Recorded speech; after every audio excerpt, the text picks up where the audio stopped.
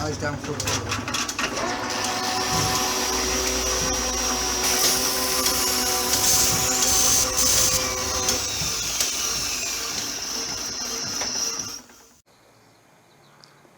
Good morning, people. Monday. And look what's just happened. See all those little bits in the bottom of the bag? That's my lunch, that is. It came open in the bag and fell all over the place, but I managed to save most of it. Anyway, that's not why I brought you here. I brought you here to show you the bloody tumble dryer. If it's not one thing, it's another. Mutiny, Mr. Christian. Mutiny. So, I'm preparing to weld that on that side and another one on the other side, and then possibly put some little reinforcing pieces just onto there like that. So there you go. So people are screaming, why don't you just buy a new one? Well, I could just buy a new one, and the chances are it'd be infinitely crappier than this one. And you know, if you look at the prices of a tumble dryer nowadays, there's nothing to a tumble dryer. This is what you get in a tumble dryer. An empty tin box with a crappy motor and a bit of electronics. Well, a bit of electrics in this case. And they're like 250 quid, 350 quid, as much as a washing machine. And there's nothing in them. Well, why can you sell them for that price? Well, because people think there's as much as a washing machine in them. You know, so I'm going to mend it. Once again, I'm going to waste my time and mend it. Right, I'll bring you back when I'm on with it. Bye now. Right folks, there's part one of the repair. Ignore this hole that's not in the centre, because that was just in the piece of metal that I've used. So what I've done is I've tacked the broken piece back in to the drum itself to retain the alignment of these three holes, and then I've levelled that across there to get that flat with the rest of the drum, and then I've tacked it on all the way around. Next I'm going to flip it over and use the three unused holes to tack the rest of the drum to the inside of the washer. Then I'm probably going to put maybe a few little reinforcing pieces just to stiffen that piece up. But that welder never fails to bloody amaze me. I've shut it right down. And it's tacking, well, it's not right down, but I mean it's a big monster, and it's tacking to this tin without burning through it. It's just amazing. And it's penetrating right through as well. Right, onward. Next step. And there's part three of the repair. Just going to put some tacks around there now. And that should hold the job firmly in place. We hope. And if not, it'll be a new tumble dryer. Woe is me. Never mind. Onward. Job. Just need to grind it off now, take all the clothes ripping sharp edges off it, and we're away. Catch you later. Look at it. Look at the utter devastation by the way the paint came. Look at the utter devastation in the workshop. Bearings are out, sockets are out. But look at the tumble dryer. Listen to the tumble dryer. It's quieter than it's ever been. It lives again. I don't have to spend 200 quid plus. I was looking this morning, casually, on Curry's, and there's two cheap tumble dryers. They're both £189. I won't mention the makes, but one is a 3 kilo and one is a 7 kilo. Ours is a 6 kilo. So £189 buys you a 7 kilo standard outlet type tumble dryer. Then you go on to condenser dryers, which are woefully inefficient. They generally have a water inlet which sprays water over a cooler. Then you go on to they're all in the range of £250 to £300, right? Then you go on to the new heat pump dryers that start at about 400 and go up to 700 or 800, and God knows how efficient they are. I know how efficient they're supposed to be, but there you go. People have reported that, you know, the washing's been in the heat pump dryer for 4 hours and it's still not dry. And as for the condenser dryers, of course, they used to, I don't know how they work nowadays, but they used to work on a very fine vaporized jet of water which ran through a heat exchanger, which kept the heat exchanger cool and condensed the water, which meant that, of course, they had to be connected to a water supply and also to a drain. Two things happen with those. The water jet gets blocked with limescale and stops spraying, so it never dries your washing, and the heat exchanger gets blocked with fluff, so it never dries your washing. For overall reliability, although these use more power theoretically, they do dry your clothes and they do it quickly, right? So the only alternative is the White Knight gas tumble dryer, which is very efficient and also much cheaper to run than electricity, because gas is about a quarter of the price of electricity. I often wondered, don't start that again, this is the case, this is the cheapness of the case, that's it. I don't know why it suddenly starts doing that. I often wondered why nobody made one that connected to your central heating system. Now we're going into a, no, it's gone the other way now. Right, I'll have to look at that again. But that's been running for 3/4 of an hour now.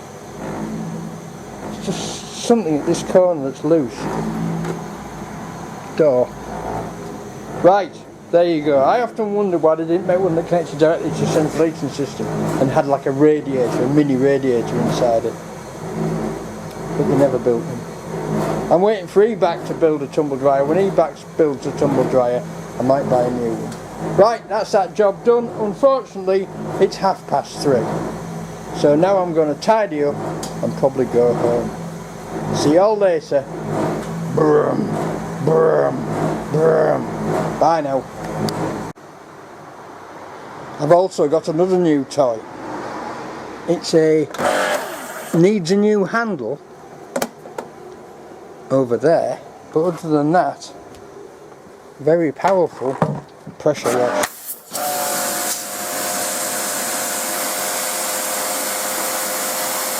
Now that's what I call pressure. Look at that, eh? A wonderful tool with a slightly too long lance, but I think I want another one. And also a car wash brush, a couple of yard cleaners, and a spare motor for John and Diana's washing machine. So there you go. There you all. We're quids in now. As far as pressure washers goes, this one can leave. This one can leave. There you go. What a machine. It even switches off. Okay, I'm now going to, now I've tested that, I'm now going to have a tidy up. I cured that horrible noise. I don't know what it was. I put some silicone spray on the front drum lid, and then took it all to pieces and refitted the lid, and now it's fine. It's just the sides that drum. It gets this oscillation, this rattle and starts to flipping make a horrid noise. But now it's silent again. How long it'll last I don't know. Right, I'm going to tidy this pigsty up and I might bring you back just to say goodbye to Monday. And what a day it's been. Bye now. Right folks, 4:30. We're tidied up again. The tumble dryer's in the back of the car ready to go home. I'm very pleased with my new pressure washer. I shall soon make a handle for there because there's 4 Phillips screws that I can fix it to. Donated by a viewer who also happens to be my sister-in-law, Sarah. So thank you very much for that, Sarah. It's ace. And I haven't even tried the rotary washers yet. I've also found that I've got another lance to fit it. Another short, no, not that one. That one. I've got another short lance to fit it, so there you go. Right, that's it for Monday, folks. As far as Holbrook was concerned, the only thing that was achieved was the paint arriving. Oh, and my brother inherited from a mate of his 25 litres of time expired petrol. So he's going to donate 5 litres to the cause, and we can use that for washing out the gearboxes, that gearbox and the soaking saddle. So we might get round to that tomorrow, and if it's decent, I might even use my new power wash on them to clean them out, get everything blown out of them. Although they may not need water after petrol, but I've also got some super degreasing solvent there. There isn't much left, but I've ordered some more. Right, see you all tomorrow, folks. Bye now. Good afternoon, folks. Tuesday, 4 o'clock. Right, the extra parts washer fluid came this morning, so I've now got enough parts washer fluid to wash the whole of the mechanical bits off. I've just been round this morning. I had to take number 1 daughter back to York, to the uni, and I didn't get back till about lunchtime, and then I got a house call to a washing machine, which was a Samsung, which had got the old pump not working. Well, it wasn't filling with water, and the cause was the pump, which was stuck. So I freed the pump off, and it's now all working again. And then came back and decided that it was time to give this a damn good flatting, because it was there was a lot of pimples on it from that dodgy paint. So it's now all flatted. I've stoppered the leg there where the starter was bolted through it, so that's done. But she's all flat now and she's ready for a coat of black. But I'm not feeling up to much today. I've got a thick head and feel like I was out drinking last night, which I wasn't. So I think I'm going to call that it for today, to be honest, and go home and sit with my head in my hands and possibly take some strong painkillers to get rid of it. So there you go. Right, anything else to report? I've tidied the bench down. I'm waiting for some bits and pieces to arrive.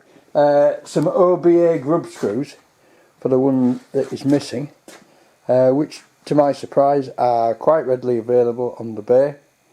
So there you go. So they're on order, as is a rubbing down block, which I shall need to give it a final wet flat before I paint it the final coat.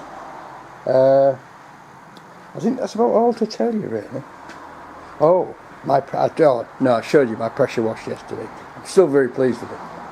Right, as you can probably tell, I'm not very coherent today. But that's a good job done. That's all nice and flat now. It's ready for, it just wants wiping down with some thinners to get it blown off, and wiping down with some thinners to get all the dust off, and then final coats of black. There's no need to do the inside of the legs or anything, they're fine, and the bottom of the chip tray is fine. I shall do the outsides of the legs and the bits on the lathe and the chip tray, and that's it. Right, catch you later people, bye now. Good morning folks. I'm back, I'm feeling better. Not quite right, but feeling better. And apparently it's going wrong because my brother's reported exactly the same symptoms among his staff. So there you go. Can you spot it? Are you seeing it? The alignment of the gears. Close but no cigar. It wants to be there. So I've taken the back off the gearbox, which is what I should have done in the first place, and I can now see it, and it is, I've still, even though it's very close, it's still out a little bit. So I'm going to do it again. I'm going to realign it. I'll probably do it off camera because you don't want to see me doing the whole process again, it's boring. That's where it should be, and that's where it actually is. So, not good enough. So I'm going to grind the welds off and reposition it, put the bolt back in, reposition it, and then tack it again when I get it right this time. And if you get it wrong, you get it right next time. Also note that this is some sort of shellac or sealer, and it was all over this surface. So I assume, given that the fact that the two oilers on the front here, there's the other one, say next to them, fill with oil, that means to me that it's filled with oil. And this of course is a little sealed gearbox, because this is where the back goes on there. So this is full of oil, and you can see that if you filled this one, where's my gear? There's my gear. If you filled this one up to, hang on, am I in the right place there? I've got that on wrong, haven't I? That goes under there. That goes underneath. So that's 180 out. Right, if you got that gear on there and you filled that up to the bottom of there, that would pick up the oil and fling it. So it also says fill on this one. So this needs sealing back to the lathe, at least the bottom part.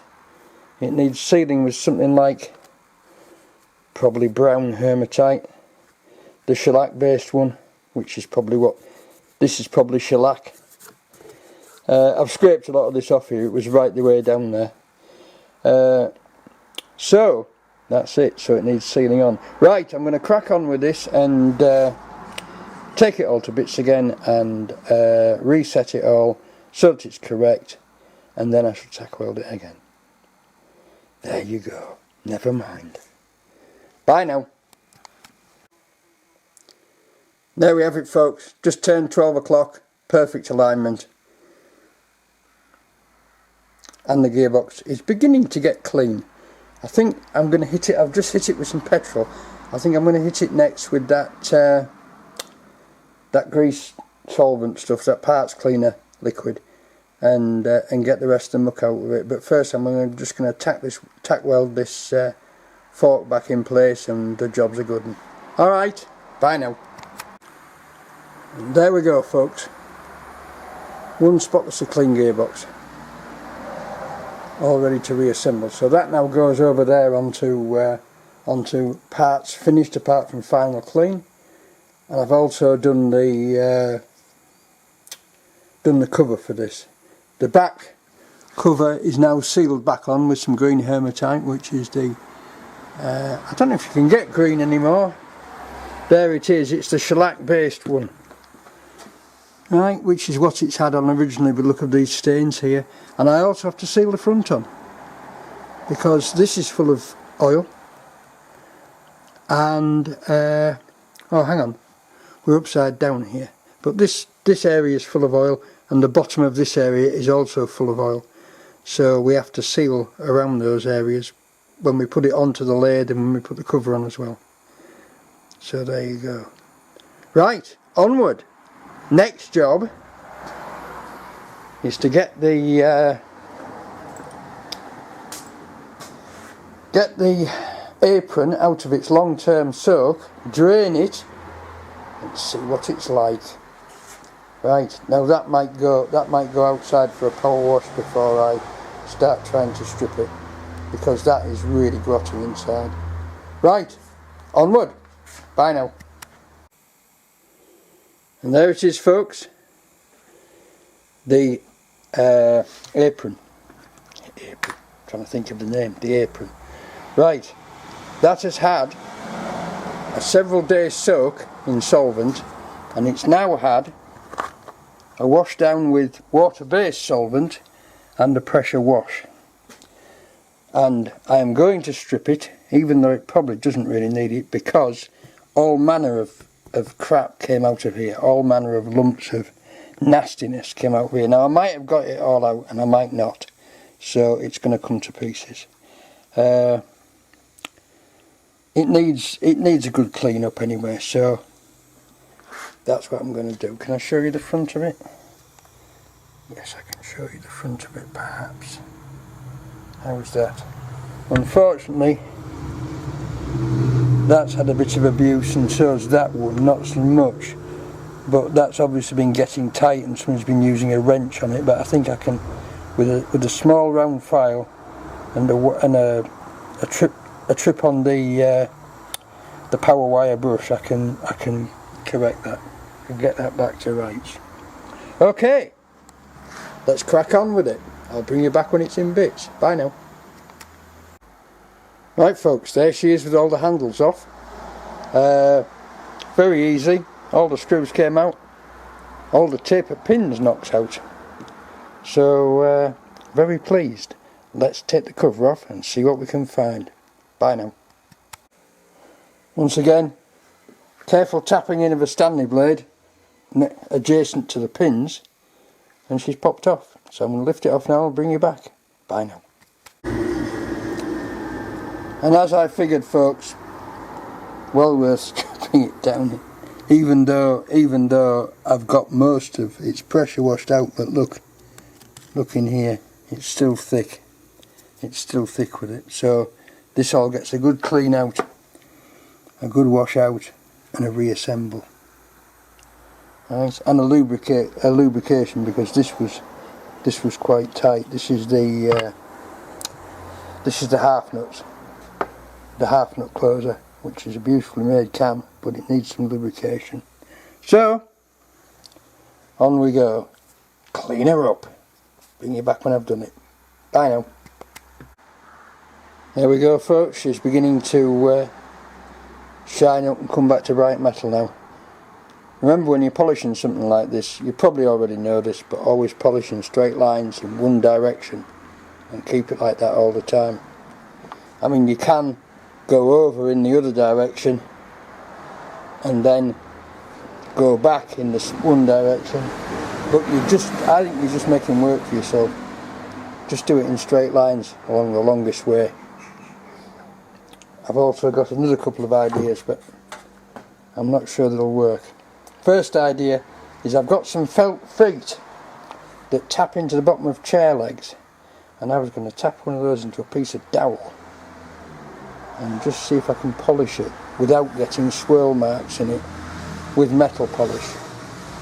I might just try it with the other one was I've got some large felt like stuff which is would fit on the base of an orbital sander, and I was thinking of doing it with an orbital sander with this felt on and some metal polish. See what that does.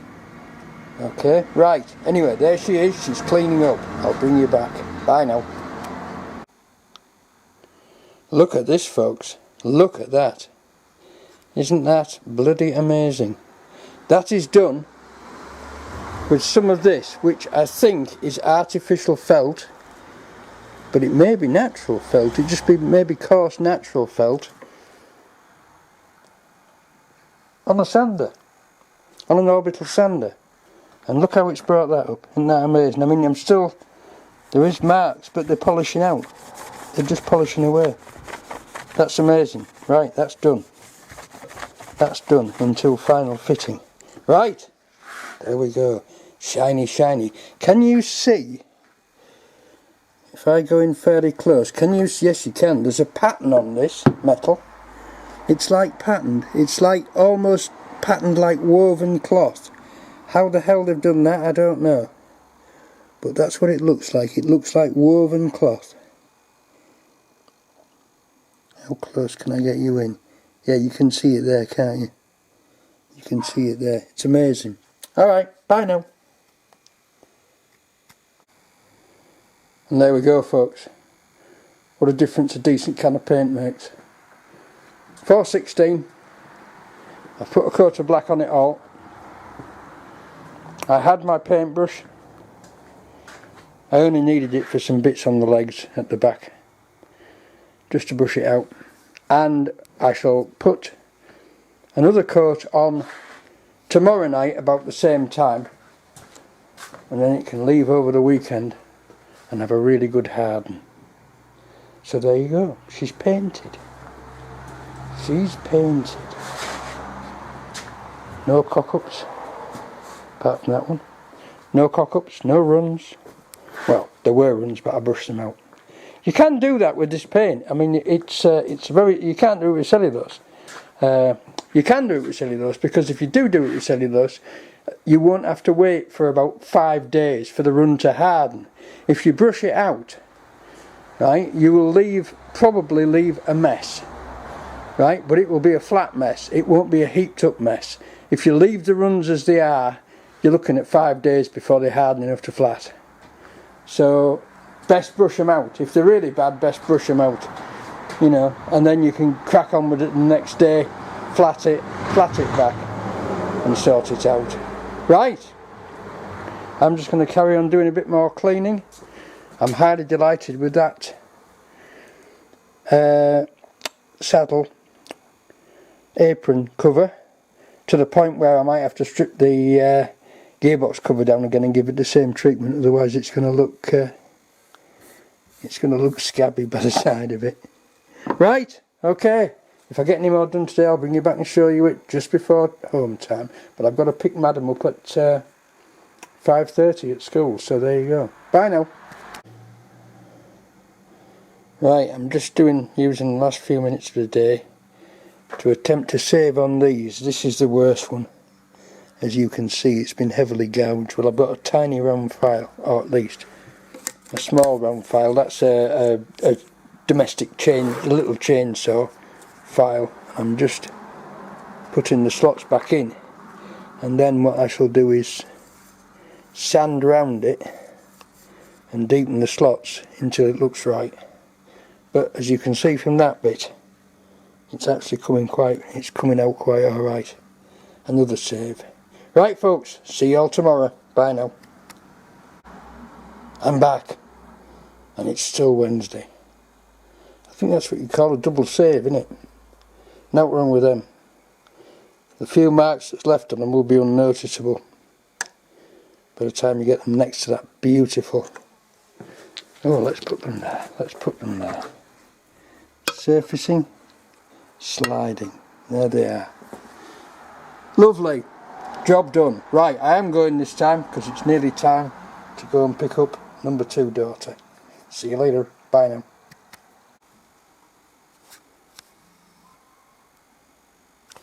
Morning folks.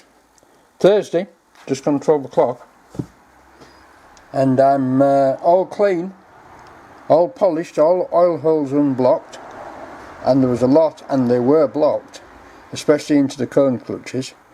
I've lapped the cone clutches with some metal polish, so they're good now. They grip really well. There was a little bit of scoring on them, but not a lot. So I think we're ready to put it back together. So we've got nice clean casting here, and I think we're ready to go. So I'm going to get this clapped back together, and I'll give you a look of it all assembled just before I put the cover on, and then we can check it all out, and that's it finished. Okay, bring you back in a bit. Bye now. Right folks, there she is, all reassembled. I did it the first time. I'm astounded. I didn't get anything wrong. You can't really. mechanisms like this, you can't really assemble them wrongly because they just don't work, they just won't fit. But it's pretty obvious how it goes. This is the interlock, which prevents you closing the half nuts when you've got a feed on, which would do a lot of no good to the machine. Right, I'm going to carefully mount the front plate and see about putting the handles back on and then check it all works. So there you go. Bye now.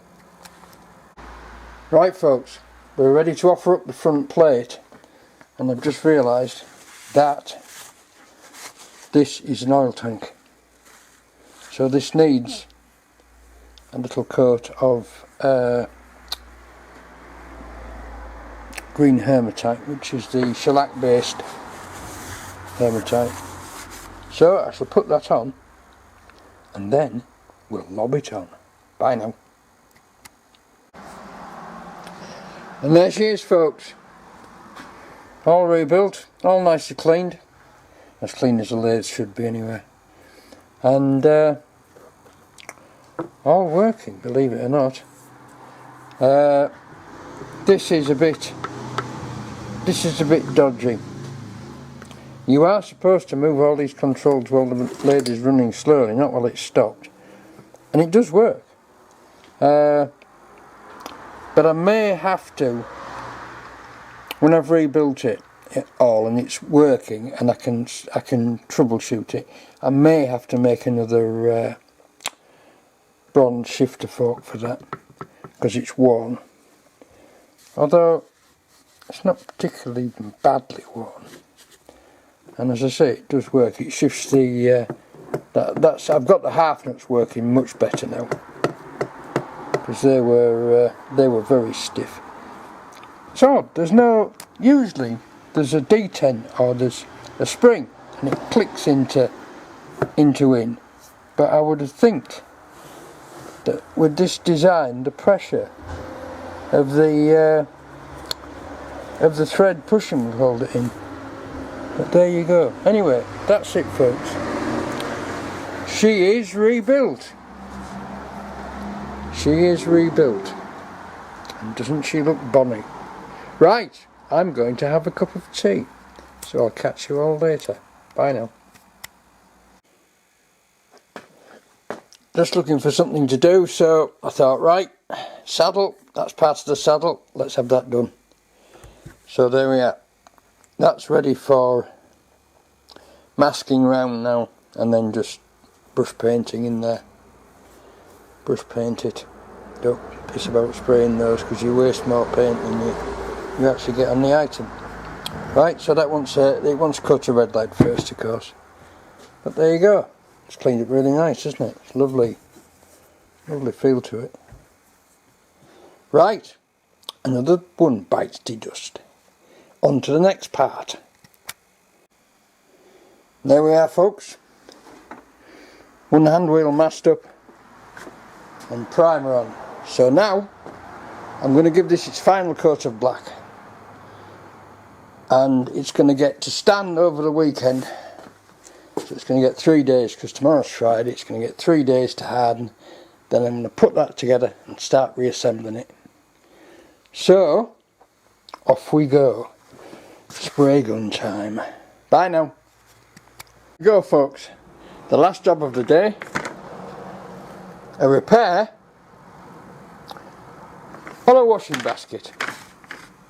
Completely pointless, and who cares, but if it can be repaired and used again, repair the bloody thing. Less plastic. There you go. Reinforced. Strong as anything. Only broken because my dear daughter tends to throw it down the stairs. Plastic welded with the good old Weller plastic welding gun. And back together. Right folks, that's it for Thursday. She gleams like she's been poured with black treacle. And it's settling very nice. That's it. That's it. No more black, because she looks lovely. She really does look lovely. So this is going to stand now until Monday. And on Monday I shall stand the knife, demask it. I'll have to do, because you're supposed really to take the masking off while the paint's still tacky. It's a dicey job.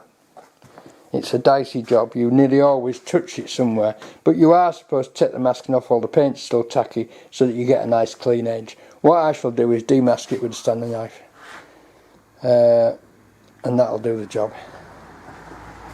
But that's looking, I think you'll agree, that's looking really fine.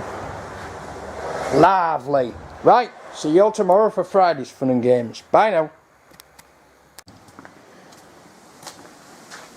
Good morning, people. A beautiful sunny day, but havoc on the road because you can't see it from there, no you can't.